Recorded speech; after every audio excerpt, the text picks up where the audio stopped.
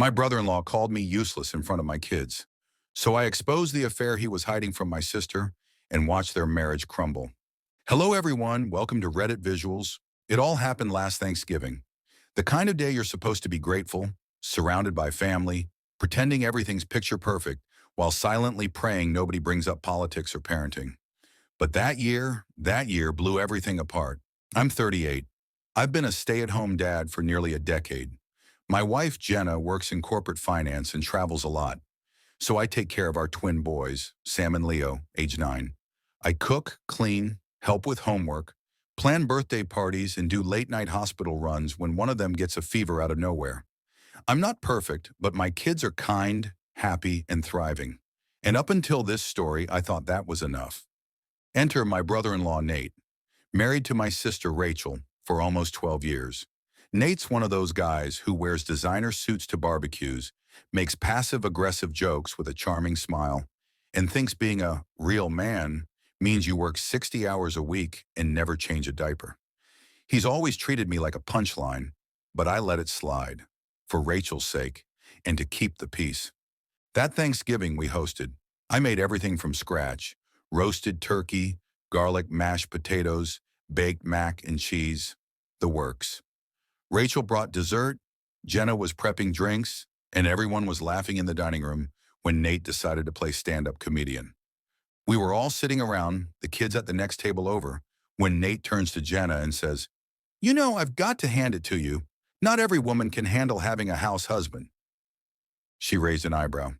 "Excuse me?" He smiled like it was a compliment. "Just saying. Most guys want to provide, build something. Not everyone's okay watching their man fold laundry and clip coupons all day." I froze. I looked at Rachel.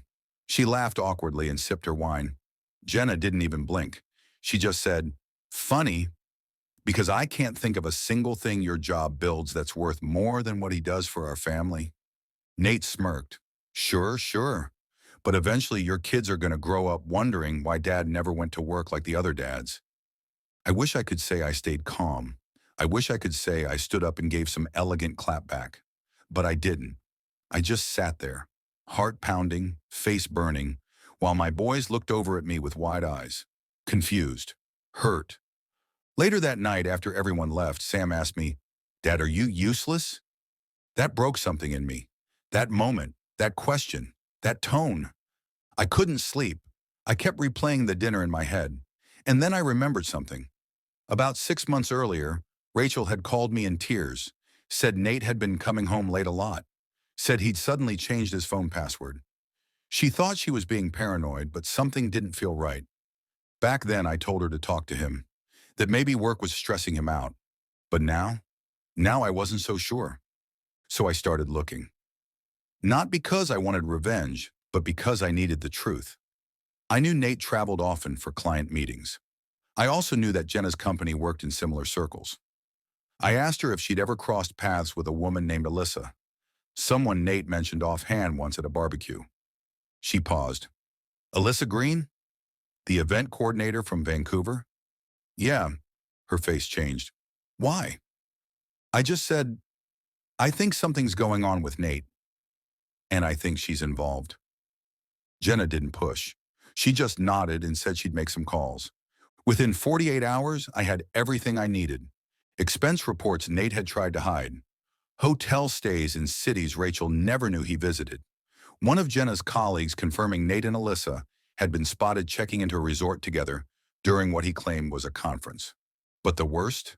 An email chain, accidentally CC'd to one of Jenna's team members, from Nate to Alyssa, talking about leaving Rachel after the holidays and how she's too soft to ever see it coming. I printed everything, put it in a folder. I didn't rush. I waited. Christmas came. Rachel and Nate hosted this time. I helped Sam and Leo wrap gifts, kept things light. But the second dinner was over and the kids were off playing, I pulled Rachel aside. We went into her office and I handed her the folder. "What's this?" she asked. "Proof," I said quietly, "that you're not paranoid and that Nate's been treating you like a placeholder." She flipped through it. The receipts, the emails. Her face crumbled. I didn't say anything else, just hugged her while she sobbed. She didn't confront him that night. Rachel's smarter than that. She waited, played it cool, but within 2 weeks, she'd spoken to a lawyer, filed for divorce, and moved Nate's things into storage. She told the kids he'd be living somewhere else for a while. Nate was blindsided. He tried calling me, left a voicemail raging that I'd sabotaged his life, said I was petty, jealous, just a bitter little housewife with nothing better to do. I didn't respond. I didn't need to. But I did sit down with Sam and Leo. I told them people sometimes say things they don't understand, and that being a good dad doesn't mean wearing a suit or carrying a briefcase. It means showing up, listening, loving. And I reminded them that being kind isn't weak, and that protecting family sometimes means doing the hard thing. Weeks passed. Rachel's slowly finding her footing again. She's been smiling more, sleeping better. She enrolled in a pottery class, signed up for therapy. Nate? Last I heard, Alyssa dumped him. Turns out she didn't want a full-time cheater, just the thrill. But here's what gets me. I almost stayed silent, almost let that dinner roll off my back like every other jab he made, because that's what I'd always done. Keep the peace. Be the bigger man.